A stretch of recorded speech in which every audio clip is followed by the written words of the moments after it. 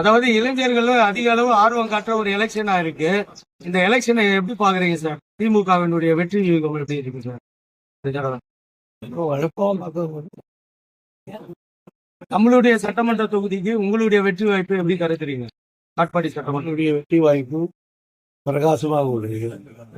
தமிழக முதல்வர் எலெக்ஷன் வந்து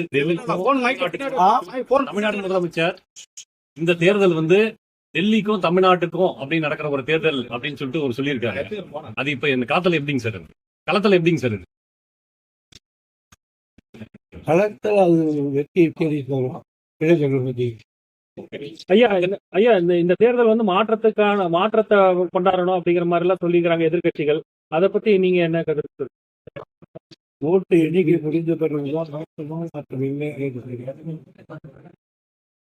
இப்போ காட்பாடி சட்டமன்ற தொகுதிக்கு உட்பட்ட பாளையக்குப்பன்ற ஒரு கிராமத்துல வந்து வாக்குச்சாவடி மையத்தை மாத்தி வச்சிருக்காங்க. அதனால எங்க ஊர்ல வந்து 900 ஓட்டு இருக்கு, நாங்க ஓட்டு போட மாட்டோம் இப்ப கருப்பு கொடி கட்டி இப்போ ஆர்ப்பாட்டம் நடந்துட்டு இருக்கு சார். அங்க போய் பார்க்க இந்த தேர்தலில் வந்து தமிழக அரசு வந்து அந்த திட்டங்களை வந்து சாதனையா சொல்லி வாக்கு கேட்டுட்டு இருக்காங்க.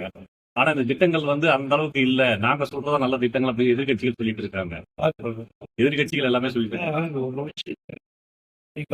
எதிர்கட்சிக்கார எங்களை குறை சொல்லுவாங்க.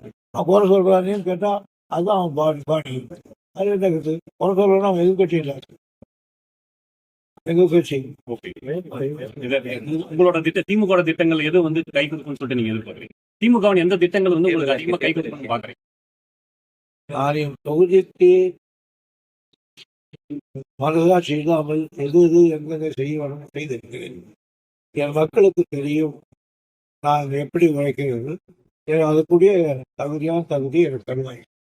உங்களுடைய கனவு திட்டம்னு ஏதாச்சும் இருக்குங்களா? காட்பாடிக்கு நீங்க ஜெயிச்சதுக்கு அப்புறம் அந்த திட்டத்தை இம்ப்ளிமெண்ட் பண்ற மாதிரி எதனா ஒரு திட்டம் அந்த மாதிரி எதனா இருக்கா சார்? காட்பாடி கனவு திட்டம்